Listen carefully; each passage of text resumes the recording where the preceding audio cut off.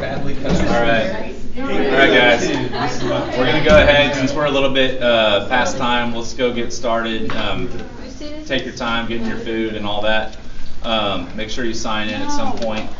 Happy to be at Bridgeland High School for the December press conference with Chief Mendez from CFPD, and he just started with us back in the summer, and has already been doing some great things for the department. So I'm sure he had a lot of interesting stuff to share with you guys this morning, and I know you all have a lot of good questions for him. For those of you tuning in on the live stream, we will be using the hashtag CFISD presser if you want to submit any questions that way. And then we can filter those in along with the questions that we get here in person. So before we get started, I wanted to bring up student journalist Kara Hudson, and she's going to share a few words about Bridgeland student media, and then she's also going to introduce Chief Mendez. Hello, my name is Kara Hudson. I'm a freshman and reporter for Bridgeland Student Media. Thank you for joining us today for our school's first HSJN press conference. Eric Mendez became the Chief of Police for the Cypress-Fairbanks ISD Police Department on July 1st, 2017. Chief Mendez started his law enforcement career 27 years ago for the city of Kingsville. While at the Kingsville Police Department, Chief Mendez worked as a patrol officer, field training officer, and detective. Chief Mendez was promoted while in Kingsville and held the ranks of corporal and sergeant. After the approximately 9-year career with the City of Kingsville Police Department, Chief Mendez moved to Austin and went to work for the Austin ISD Police Department. During his 18-year career with the Austin ISD Police, Chief Mendez worked as a patrol officer and school resource officer at Johnston High School. Chief Mendez was promoted through the ranks at Austin ISD and held the ranks of corporal, sergeant, lieutenant, captain, assistant chief, and chief. Chief Mendez was the Chief of Police for Austin ISD for his last 5 years with the agency. Thank you, Chief Mendez, for being with us today. Thank you. Man, there's not much for me to say. You said it all right there in that little intro. So, hello, my name is Eric Mendez. I am the Chief of Police now for Cypress ISD Police Department. I started officially July 1st of this year. And like you said, I come from Austin ISD, where I was there for approximately 18 years and 4 months. I'm in my 27th year of law enforcement. And during my time, I've held a lot of positions and a lot of different titles and ranks. But for specifically for you guys, I've been doing media interviews since 2003. So I have done hundreds of media interviews from 2003 to present. And so I enjoy working with the media. I had a pretty good relationship with the media groups in Austin and a lot of the reporters, and it's funny that we did this today. I was just texting a reporter in Austin and congratulating her because she's going to be covering the Winter Olympics. And so I thought that was pretty amazing that she got selected for that. And so I've covered all kinds of events that have happened in Austin with the school district. And so nothing is too weird, or even though Austin's motto is keep Austin weird, nothing is too weird for the things that we cover and the issues that we talk about. So this is your day. We're going to open it up to questions, and I will see how I fare with you guys, future journalists. Questions? Yes, ma'am. How does your family feel about you being in enforcement? So my family appreciates and supports what I do. My mom knew way back when that I was going to be a police officer. I've known since I was a kid that I wanted to be in law enforcement. I've always had a desire to be a police officer, and so I got into law enforcement, like I said, many moons ago, 1990 to be specific. And so I've been supported my entire career in law enforcement by my family. My wife is a former police officer, and so she understands the work that we have to do and the trials and tribulations that we go through as police officers. And so she's very supportive and understanding. She often wants to give her 2 cents because, you know, she comes from a police background and she wants to say, well, that's not right and this and that. And I'm like, yeah, I get it. And so we have those conversations at home. But it's a very supporting household that I have, and so I enjoy it. Next. Yes, ma'am. What does it take for you to adjust to a new school district? So the work itself is pretty similar. school districts are school districts across the state, and the issues that we deal with from day to day are about the same. And so the adjustment hasn't been too hard as far as the law enforcement aspect of what we do day in and day out. The adjustment comes learning how things are done in Cypress-Fairbanks versus Austin, and then here in Harris County versus Travis County, where Austin School District sits. And so it's little adjustments that I have to make, learning how to adjust to school district policy, how the district handles certain issues versus how we handle them where I came from. And so it's minor tweaks that I have to deal with. Next. Nobody? Yes, ma'am, in the back. How have you responded to the abuse of the tip line? I'm sorry? How have you responded to the abuse of the tip line? The abuse of the tip line? So I'm not real familiar with that. I do understand the tip line and how students phone in or send in information about issues and incidences that occur. We as a police department don't handle every tip that comes in. Those are farmed out to the specific campus in question that has the tip coming in, and so each administrative team at each campus has to deal with those tips and any issues that arise.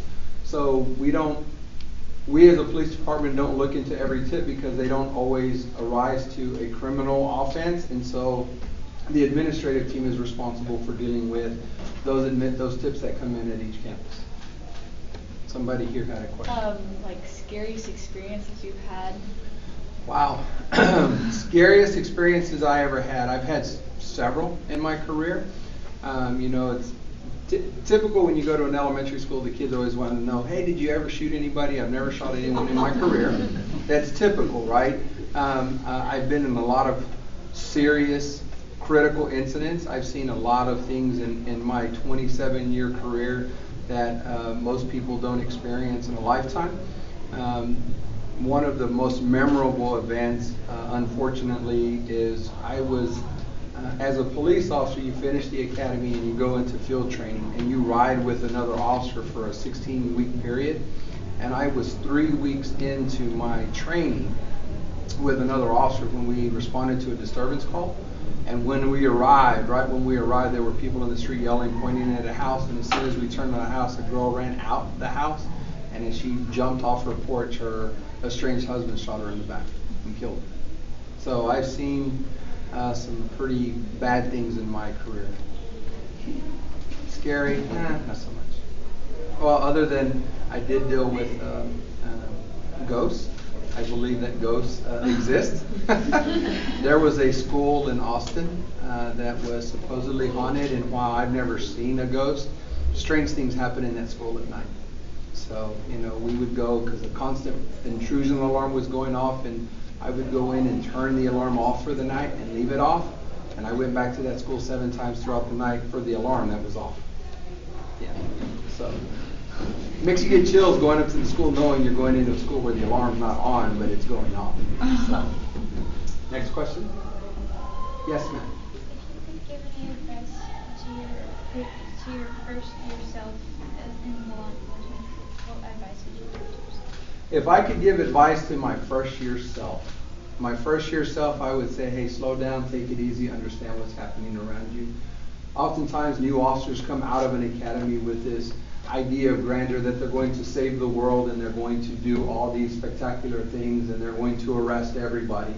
And what you learn over a career is that not every issue and incident involving a criminal episode is something that needs to be dealt with by the courts. What I've learned over a 27-year career is that there are opportunities as police officers that we have to engage individuals and make a difference.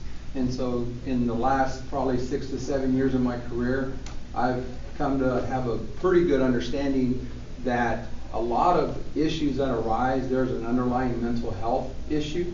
And so I've been a big proponent on pushing ways to ensure that we provide mental health services to individuals that may have engaged in a criminal offense because there's an underlying mental health issue. So my first year self, I would say, hey, slow down, wait a minute, look at the whole picture, and find a solution that works for everybody. Next question. All right, well, thank you all for coming out. No other questions? Yes, ma'am. How do you dealing with drugs at school? How do you deal with that? Me? Yes, the steps or whatever. Well, obviously, we all know that there are a lot of illegal drugs and illegal narcotics that make their way into a campus. What everybody needs to understand is a campus is a reflection of the community that they sit in. So every campus is their own little city, and every campus has their own specific issues that they deal with. That what happens at Bridgeland may not happen across town at Woods or at Lakes or somewhere else. And so we deal with every issue as it arises on the campus. When it comes specifically to drugs and narcotics and stuff like that, unfortunately, there's not a whole lot of discretion by law in what we can and can't do with a student. Harris County recently passed through the DA's office that they would do an instant diversion program for first-time misdemeanor possession of marijuana. And so that's a step in the right direction, is understanding that there's other issues involved with individuals who use drugs. And so that's a step. From a law enforcement perspective, we don't have a lot of discretion. And so when an individual is caught with something, a substance they should not have, based on the substance, then we aren't afforded a whole lot of opportunities to provide a second chance or use discretion to turn it over to administration. Oftentimes it has to be an arrest because the law states it has to be. But we try to work, and it's a message that I'm preaching across the department is anytime there's an opportunity to use discretion and allow the students to stay in the educational environment, be handled through their campus administration, then I prefer it. You're going to be more successful if you stay in school, get your education, and we find a solution dealing with that one specific issue than entering the court system. Next question? Yes. What made you want to be a police officer? Oh, I used to watch a whole bunch of TV shows that were cops. Since I was a little boy, I've always found it fascinating to be a police officer. And I mean, as far back as I can remember, I wanted to be a police officer. And so as soon as I was old enough to apply, I started applying to different police departments to become a police officer. And the city of Kingsville was the first one to make an offer. And so that's where I went. And I started in law enforcement 1 month after my 21st birthday. So, yes, ma'am. How many hours would you say you work a week, and like how does that affect that family? How many hours do I work a week? Here, I work nothing near what I worked in Austin. Here, I'm averaging, 45, 50 hours a week. My wife enjoys me being in Cypress because I actually go home every night. In Austin, it wasn't uncommon for me to work all day, and then 3 to 4 nights a week, I would be somewhere else and not getting home till 10 or 11 o'clock at night. So I like it. My wife likes it. Typical officers, they work 50, 60 hours a week, and it can be stressful on family life, and officers just need to find time to make time for family. Family is an important part of an officer's life, and without family, they have struggles and other issues can arise. So. Yes, ma'am, in the back. Can you talk us through like a typical day in your life? Like, My life? What do you do on a typical day when, like, just curious, do you go visit schools all day long? I try to visit schools. What is about the same here as it was in Austin is I get tied up with a lot of meetings. And so I go to a lot of meetings, and so like today, my day started at 6:30 this morning, having a full staff meeting with all the supervisors in the department, and then from there I went to a meeting from 8:30 to 10:15 with our counseling and psychological services, talking about mental health and how we need to provide services for our students, and then I had another meeting, I don't remember what about, and then here I am. And so tomorrow I think I have 4 meetings scheduled for me.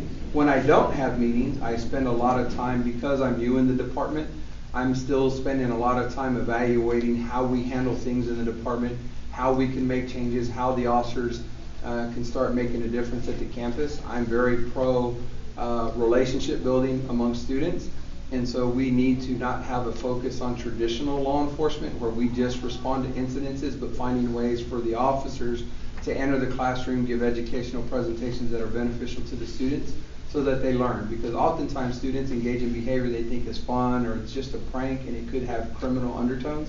And so we don't want them to get caught up with stuff. And so I want the students to engage.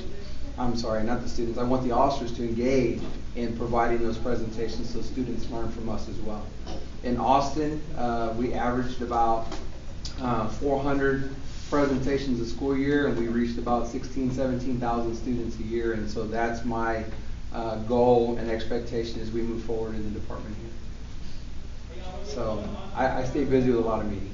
I did, however, it is a goal to go to campuses. So the first week of school, prior to school, I told the administrative teams at all the district at one of the district leadership team meetings that I was going to go to every campus within the first 2 weeks of school. And they were like, no, you'll never make it. There's no way. And I went to every campus in the district within the first week and 1 day. So in 6 days, I went to every campus in the district. So I'm going to try to do it again in the spring semester again. The later we get in the school year, the more meetings I end up having to go to, but I'm going to try. Next question. Yes, ma'am. With the last bond election, the district made a big financial push for more security on campuses. Could you just talk a little bit about, in your experience in other districts, where that puts CFISD in comparison, and have you seen, just in your time here, a utilization of things like the blue light emergency system or the emergency buttons? I think that CFISD is light years ahead of a lot of other districts in safety and security.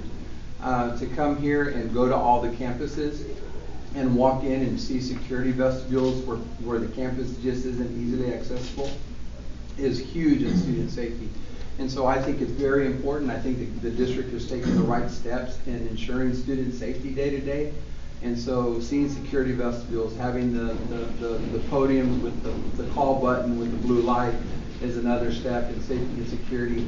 Adding the thousands of cameras we have across the district to ensure student safety are all pieces and parts of overall security and safety, but not just the technological aspect ensure student safety. The students have to ensure their own safety. Just like I said earlier, a campus is a community. So when you're at home, you have neighborhood watch programs, you have neighbors that look out for each other.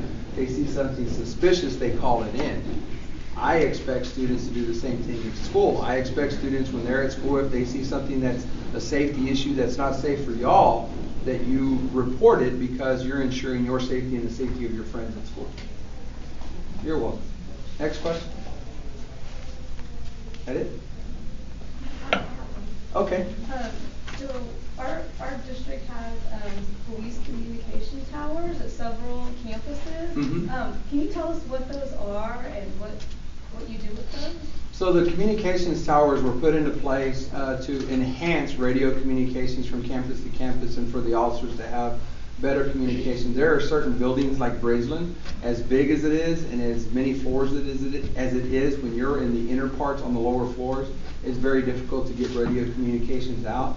The towers across the district strengthen the signal and help us communicate out of the school, so that in the event of an emergency, we have better communications. It helps transportation because their signal is stronger, so when the buses are moving about the district, they can communicate more effectively and clearly without interruption, because they're in a bad area, bad spot, and they can't get their communication on. So that's the purpose of the towers. Yes, ma'am. You mentioned earlier helping with mental issues with criminals instead of bringing them to court. Can you tell me more about that, please? So looking at the mental health aspect, it's been a fairly recent trend in law enforcement, probably the last 5 years or so.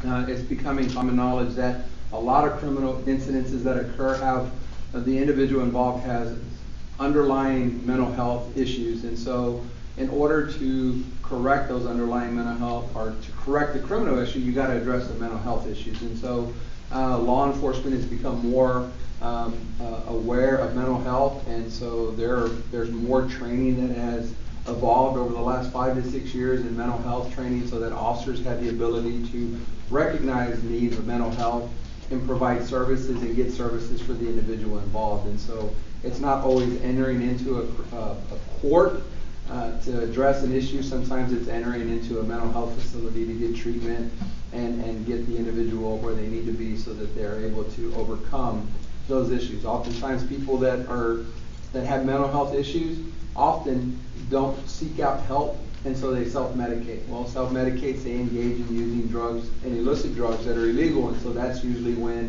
an officer gets involved, because they started involving themselves in criminal episodes and the police are called. And so being able to understand that there's a mental health issue or possible mental health issue and looking at that incident from a mental health perspective helps the individual involved and the community as a whole. Yes, ma'am. On that same, just the mental health side, because it is growing and the need is, we're recognizing it a lot more. Can you just share what a welfare check is and how that might be asked and what that looks like? So a welfare check typically happens when there's an individual who's not responsive to family or loved ones or school or something like that. And typically the individuals that ask for a welfare check know that there's some sort of issue involving that person, and so they will ask for a welfare check. A welfare check means that we, the police, are going to go to the residence or wherever they're at, check on their status, make sure they're okay, see if they need services or help, and then we help facilitate that happening. So, yes, ma'am. How do you decipher what is a valid threat to a student or school? So there's a lot of factors that take place whenever there's a threat at school. We look into the totality of the threat, what information was provided, and then we decipher whether or not it's valid. Oftentimes, threats occur because a student doesn't want to attend, there's a test, something like that, and so we have to be able to filter all that. I would tell you everything there is to know about how we decipher that, but if I tell you, then the bad guys know, right? Because this is what happens in actual interviews with the media. They want to know, well, how'd you do that? Well, we can't tell you every step that we take because you're going to go air it on your 5 and 6 and 10 o'clock news, and then the bad guys know how we do that. But there are several steps that we look at when deciphering and validating a threat to ensure the safety of the student. It's not taken lightly, in other words. We look into it in depth to ensure that you're safe at school every day. Yes, ma'am. Have you had kids get in trouble for threatening? Like, say like they're joking around, but like it can cause a problem? Like, Yes. Yes. So in Austin, and you guys will probably remember this, remember the big clown threats that were happening across the nation? Social media was kind of stirring that pot, and a lot of clown threats were going out, and I'm going to be at this school at this time and that and the other. Well, we had students that did that in Austin. We were able, through our investigative techniques, locate those students, and unfortunately, whether they were joking or not, because the threat was made, because it caused a panic and alarm at the campus, they violated state law and they ended up getting arrested. And so now the kids, like it was a joke. I understand you thought it was a joke, but the 1,000 students at the school and their parents didn't think it was a joke, and that's when it makes it a criminal incident. Yes, ma'am. Have advancements in technology changed the way that the department views crimes at schools? Technology has changed and advanced so much that sometimes it's hard for police to keep up. Technology is forever evolving, right? Every day it's something different. Like I got my cell phone in my pocket, and 20 years ago when I was on patrol, the cell phones were a big thing that was attached in the car with a little squirrely antenna on top, right? That's how you get a mobile phone. And so technology constantly changes, and so law enforcement has to keep up with those technology changes to stay either equal to or ahead of the criminal element. And so it makes it difficult, but technology changes the way we do things. 25 years ago, you didn't have a cybercrime unit because there was no cybercrime. Today, we have cybercrime unit locally, federally, across the state because crimes occur across the country because of social media and technology.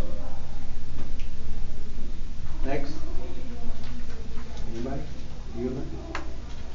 Yes, ma'am. So going back to the mental health thing, so you say like a lot of criminals deal with mental health issues. Not all criminals. Most, but like, there's a fair number of individuals that right. that suffer from mental health that engage. Do you ever have? Are there any like your policemen? Like, do they deal with mental health issues after like seeing things that they see on like when they're in the field? Yes, officers can be subjected to having a mental health crisis based on the things that they see over the course of their career. And so when you have that, we as law enforcement agencies have resources that we can tap into to provide services to officers. You know, officers will, dependent on the critical incident, will suffer night tremors, which is worse than a nightmare, will have anxiety, will have problems eating, won't socialize well with others, they become depressed, they close off from their family and friends. And so we have to be cognizant as a law enforcement agency, and all law enforcement agencies have to be cognizant that that can occur.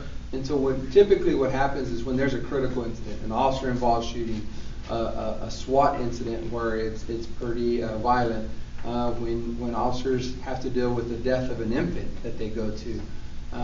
All law enforcement agencies are aware that when they go to those type of calls, that the agency itself has to make sure and follow back up with a debriefing of the officer, not just after the incident, but weeks after and months after, to ensure that their mental welfare is taken care of so that they don't have issues in the future. You had a question, right? And we'll go here and then there. Okay. You mentioned you've been doing a lot of training courses to deal with the mental health of certain people. How do y'all train to deal with that? So this is something that we'll start instituting here at Cypher, but what I've done at other departments is I bring in experts and specialists in the realm of mental health.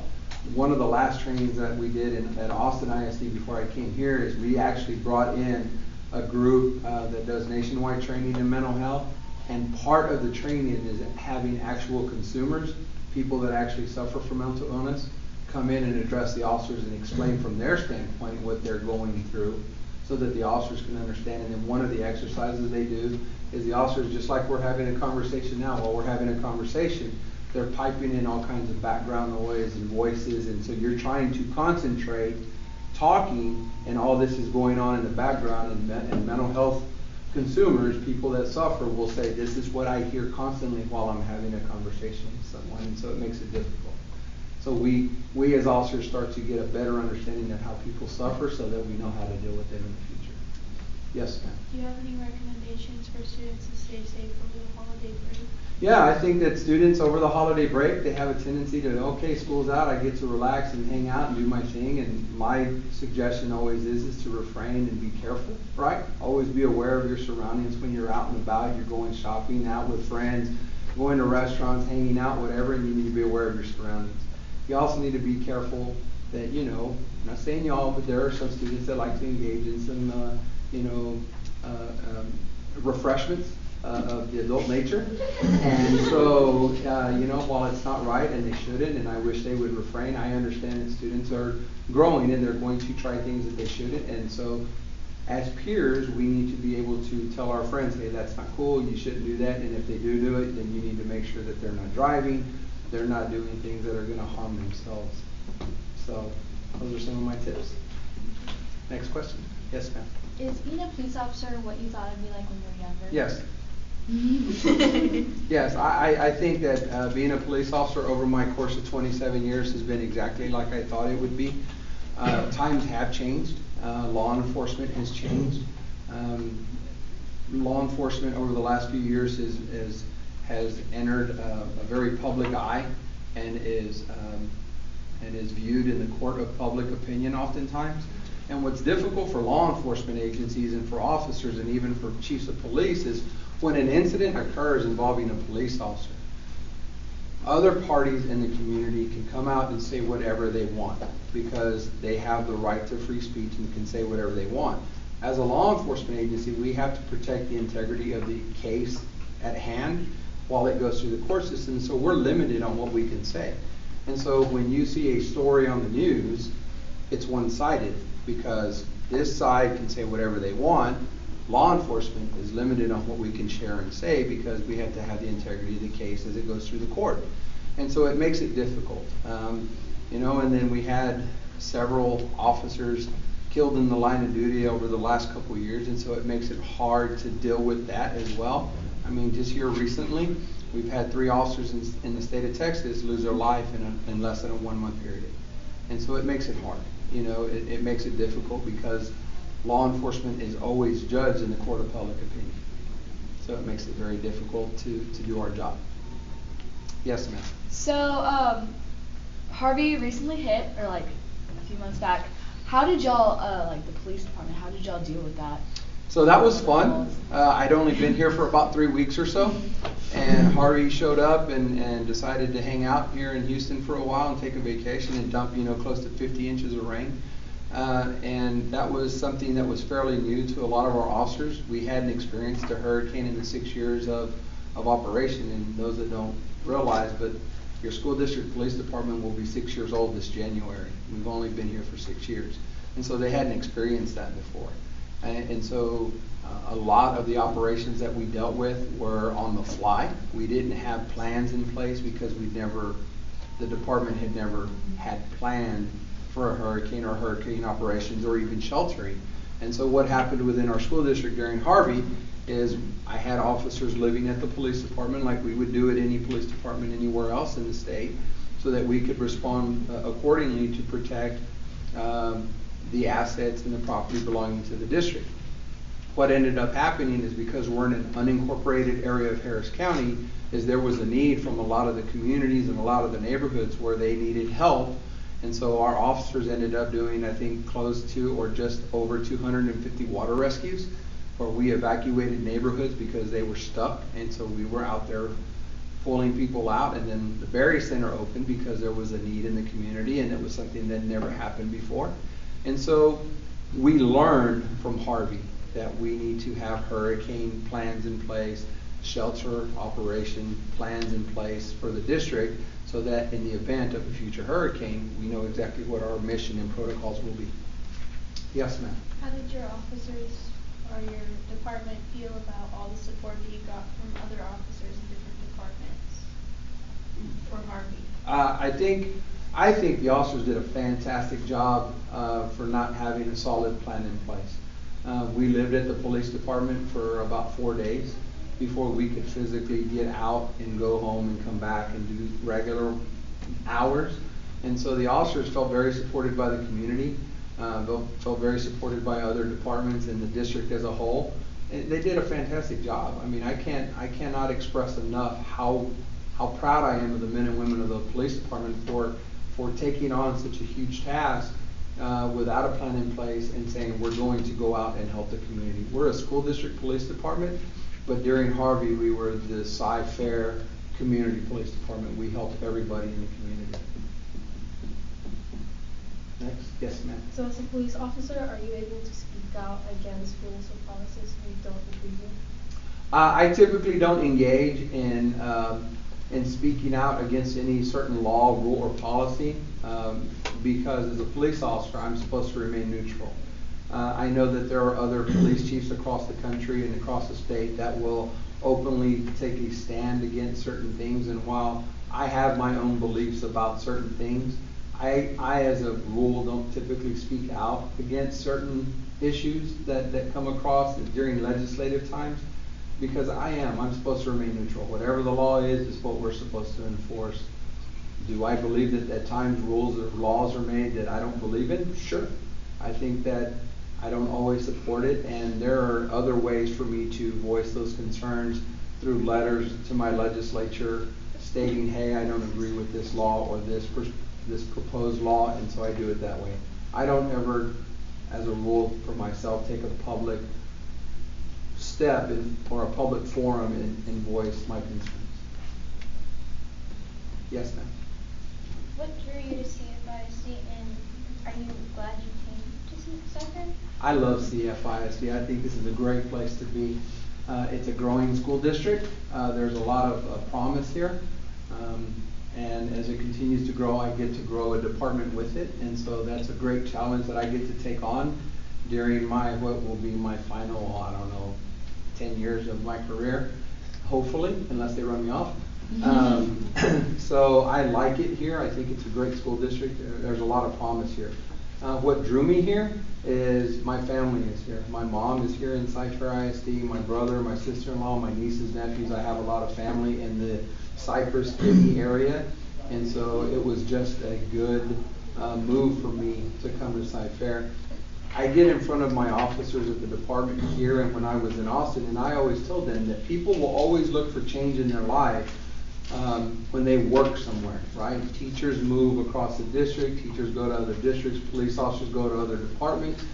And so I always tell them, when you do something, before you make that move, you want to ask yourself 2 questions. One, are you going to grow professionally by taking that step, that leap of faith to another agency? 2, does it benefit you personally for your family?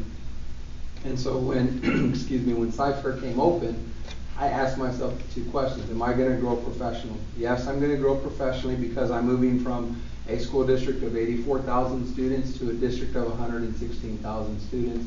I'm going to a larger department that's still new, that gives me the opportunity and the challenge to grow the department and create policies and procedures, how we're gonna benefit the students of the district.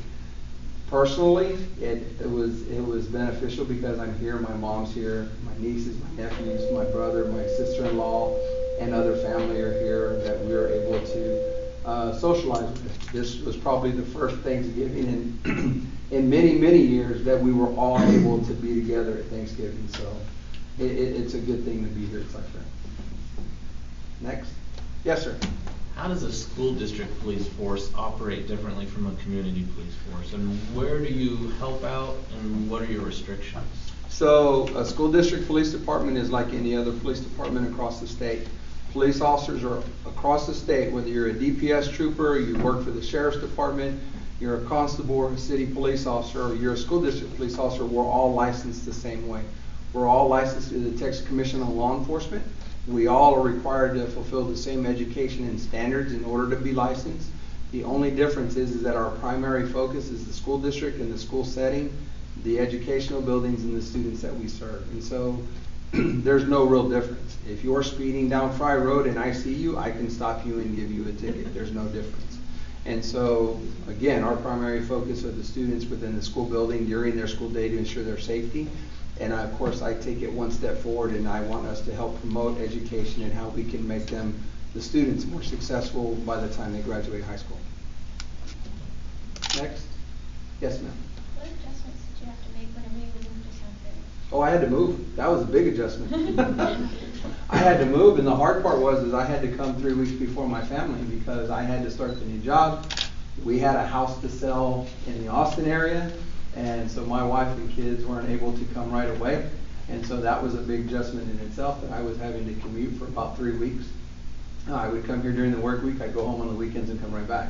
And so the adjustment there was the hardest. The adjustment living here hasn't been that bad. I mean, at first I thought, man, I'm going to the Houston area, it's going to be traffic and people everywhere, and it's just going to be a madhouse. But Cypress itself is actually pretty enjoyable. Traffic's not horrendous, and we've learned, and my wife says it all the time, that she's noticed that people are just very friendly here. And so she enjoys it and I enjoy it. If she's happy, I'm happy, right? So, anything else? Yes, sir. For some of the, I guess, aspiring journalists, you touched on it before we started, but sort of the art of the interview and how you're not a big proponent of speaking in front of a podium. So yeah, some of them, when they see it, sort of talk about that issue. So, I was kind of mentioning before we got started that I said during the beginning that I've been doing media interviews since 2003. I was a I was a sergeant at Austin ISD Police Department, and I told my chief I wanted to start doing media interviews. I wanted to get in front of the media because it was beneficial to me. One, I got to professionally grow and get to be accustomed to dealing with the media, and two, it kind of helped me open up and become more of a public speaker because I didn't feel comfortable talking in public. I would talk to anybody one-on-one and take reports and do stuff like that, but when I got in front of a group, I'd get real nervous, I'd get quiet, and it just was bothersome, and so I wanted to start doing more media interviews. And so over my years from 2003 to present, I learned that these things right here are barriers to me. Typically when law enforcement does a media interview, it's because something bad has happened somewhere, right? The media doesn't go to the police department and say, hey, we want to do an interview because you had a great day. They don't care about that, right?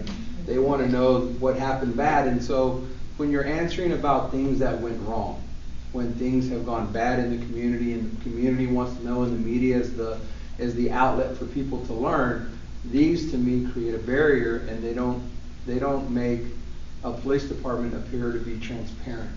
And people want transparency when they're dealing with law enforcement and they're learning about an issue. And so to me, these make me feel like I'm hiding behind something and you're not getting the full truth from me. So in Austin, they knew that I didn't care for podiums or barricades between me and the media. I wanted to be very open, and so we would never set these things up when I did media interviews. I did media interviews where I'm just standing in front of you because I was more comfortable talking to you this way than I would be behind the podium. And you felt, as well, the journalists felt that I was more open and transparent with them, and that's exactly what I want to be. There's no secrets in law enforcement. There's no secrets with what I talk about. I am going to share all the information I can with you regarding the incident, and the things that I can't share with you, I'm just going to simply say I would love to provide that information, but unfortunately at this time I can't. But when I'm back here and I say I can't tell you, then it appears that I might be hiding something. And that's just my personal belief, and so that's why I don't do it. I don't know that there's any research or data that proves that, but it made me more comfortable not to be in front of or behind a podium when I dealt with the media. Yes, sir. How would you advise students to get information from the police department when they're just interested in a topic or looking at something that happens around campus? So are you asking like if they're on campus and they want to ask the officer, or they're asking from a media standpoint? From a media standpoint. So from a media standpoint, the media typically works in different ways, right? The most common way to get information is filing an open records request, and you get certain data pertaining to that incident depending on what it is. You have to understand that the laws of open records and the Freedom of Information Act and the state of Texas govern what you can have. So obviously if there's an incident involving someone under the age of 17, that's typically not released because they're juvenile, and juvenile information is not accessible. Media oftentimes, again, I had a great relationship in Austin, and they would just call me or text me and say, hey Chief, can you tell us about this? And I would tell them, if I could. If I could, and I'd say, nope, sorry, I can't. I wish I could, but I can't. And so, it's just being, if and when you decide to be journalists, you're going to learn different things from different people as you go through school, and they're probably going to tell you different aspects of how you approach an interview. I can tell you personally, I don't like the approach where you are overbearing or aggressive, and I like to have, prior to an interview, I like to talk to the reporter before we start and say, can you kind of give me an idea of what you're going to ask, so that I can have, kind of prepare my responses, because I don't want to look like I'm caught off guard on camera, because then it appears that I don't know and then I'm hiding something when I answer. The other thing I tell is don't be aggressive, and then if they tell me some of the things they're going to ask, and I tell you up front, we're not going to talk about that because I can't share it, so please don't ask me, because I don't like to tell you no comment because it appears I'm hiding something. If you come at me aggressive during an interview and I have to go through those steps, when we're done with the interview, the next thing I'm going to tell you off camera is you'll never do an interview with me again. You'll always get a written statement that we're going to hand you, and that's all you're going to get, because I'm trying to be transparent, I'm trying to be helpful, I'm trying to provide you the information I can, so don't attack me on an interview, because the next time you want an interview, we're just going to mail you a statement and that's all you're going to get. So, you had a question? Yes. Can you describe the giving efforts of the department for the holiday season? Yeah, so the officers, when I first got here, wanted to have beards. And typically in law enforcement, it's been a long, old tradition that law enforcement officers don't typically wear beards or goatees. And it's usually, way back in the day, before my time, right? Because I say back in the day to y'all, and y'all think I'm old. But back in the day, before my time, law enforcement didn't have facial hair because there were certain safety apparatus that they had to wear, or in the event they had to wear it, like gas masks. The gas mask had to be able to seal to the face. Hair prevents a seal, and so things could happen.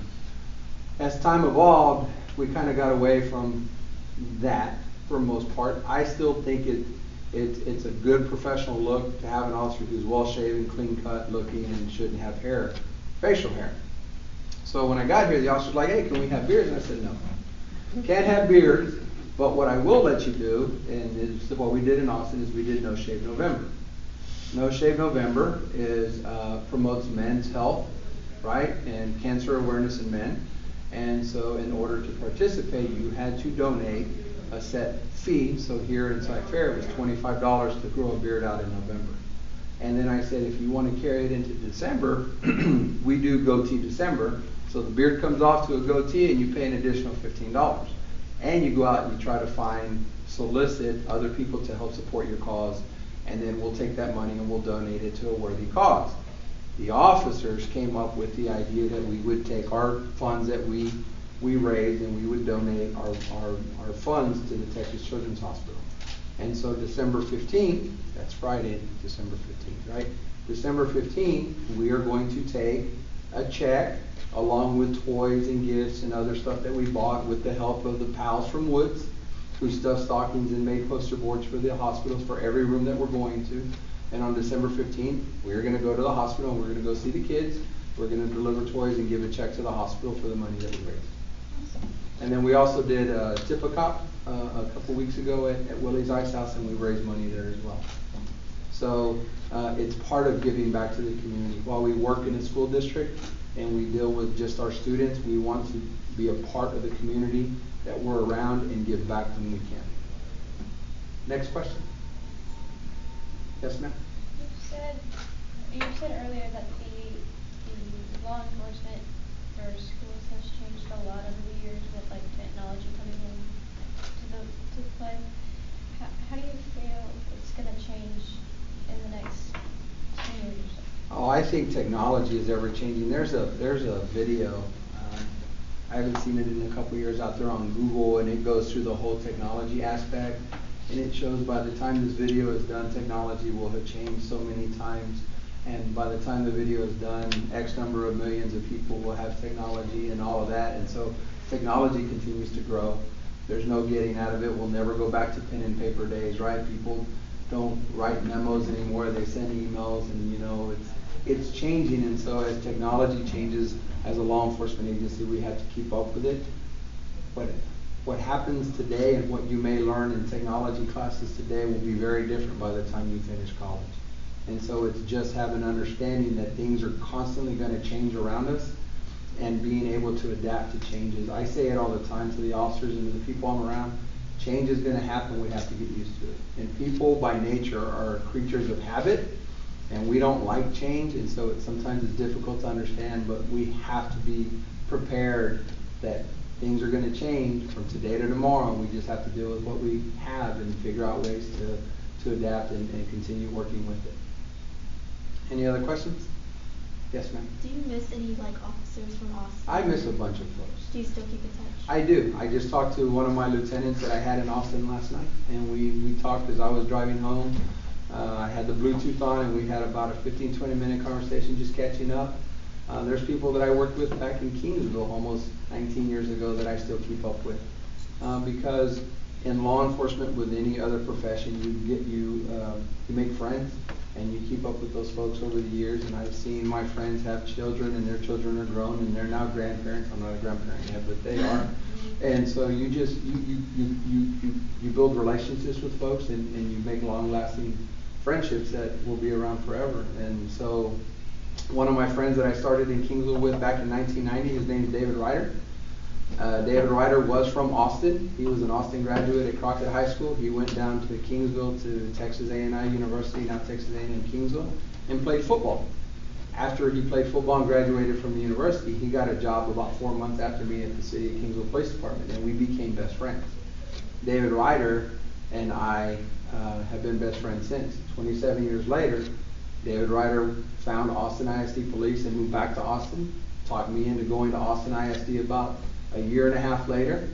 After working there for some time, David Ryder is now the chief of police at Fort Bend ISD. And so I still keep up with him, and so we've been friends for 27 years, and so it's just something that's pretty amazing. He was the best man at my wedding, so. Any other questions? Yes, ma'am? You said that technology is always changing and it's always hard to keep up, but is it ever helpful or never, or always never helpful?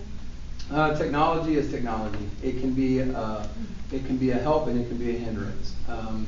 It's all about the way that you see it and understand it and find ways to work with it. Technology is forever changing. People put in firewalls, and there's a way around firewalls. And so we just have to deal with it. I see it on both fronts.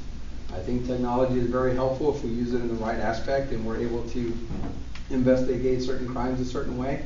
But technology can also be a hindrance because there are individuals out there that understand technology a lot more advanced than sometimes we do, and they're able to put in barriers that make it difficult to uncover some of the criminal aspects that they're engaging in. Yes, sir? Did you have a mentor? What were some of the big takeaways you got from your mentor? I don't know that I had any single mentor. I've had a lot of individuals over my career that have impacted the way I am today. We learn different styles of leadership and styles of our profession, the way we do things and adapt to things based on the things that we see from other people we work around. Obviously, there were people that did certain work that I'm like, I'll never be like that guy, right? And then there are people that you work around, you're like, man, I like the way he does things. I want to do it like he does. And so there have been several people over my career at every agency I've been at that I've been impressed with the way they do things, and I take bits and pieces to create my own style of how I do things. Next. Going once. Going twice. Yes, ma'am. Was anyone like in your family along? I'm the only police officer in my family that I know of. Do you would you like your children No. to become? No. No. I want my kids to go out and find their own careers and be their own person. I want my sons to grow up and find what interests them the most and do what drives them, because you don't want to engage in a career that you don't find interesting. You want something that you like because you want to go to work every day and be happy with what you do. And so I want my children to be very happy with what they do when they go to work. My oldest son is a senior in high school. He stayed behind in the Austin area because there's no way he was moving his senior year. And he's looking at sports management, and he wants to attend Sam Houston State. I'm cool with that because I'm an alum of Sam Houston State, eat 'em up Cats. And so I'm cool with that, and we went over Thanksgiving break and did a campus visit, and so I'm hoping he goes to Sam. But I want them to do what makes them happy. I don't want to say, go be a police officer. I want them to do whatever makes them happy. Next question. Going once? Going twice? Sold. Thank y'all. Appreciate it, guys. All right, let's give Chief a round of applause. And we have a little gift some of the students are going to bring up here for you. Thank you very much. That's awesome. A little token of appreciation. I needed that this morning. I was tearing them off, was looking for a coffee cup, but I couldn't find it to pour my coffee in. That's all. Thank y'all. All right. And then just a reminder, the video of the stream will be posted, and I can send you guys a link after that, as well as the photos that Gary took. If you need to use those for any stories or anything that you're working on, but I saw some of the students taking photos. You should have plenty. Thank you to Bridgeland High School for hosting. I know the principal, Mike Smith, is here joining us, and I'd like to thank you for showing off your beautiful facilities for us today. And Samantha Berry, the advisor here, always does a great job with students, and we appreciate your support as well. And I see Mr. Ricks and Ms. Picey from Cy Woods was here as well, so thanks to the other advisors that joined us. My fellow communication staff in the back, thank you guys for being here. I do want to tease the next press conference is going to be January 24th, and it's going to be at Cypress Ridge High School. We haven't booked a guest yet, but would love to see you there at Cy Ridge on the 24th as we can kind of continue the tour around the district with various high schools that we'd like to showcase. That's really it, guys. I would like for everyone to come up and take a group photo with Chief Mendez if you could. So I can tweet it. So he can tweet it out. And apart from that, you're all dismissed. Thank you.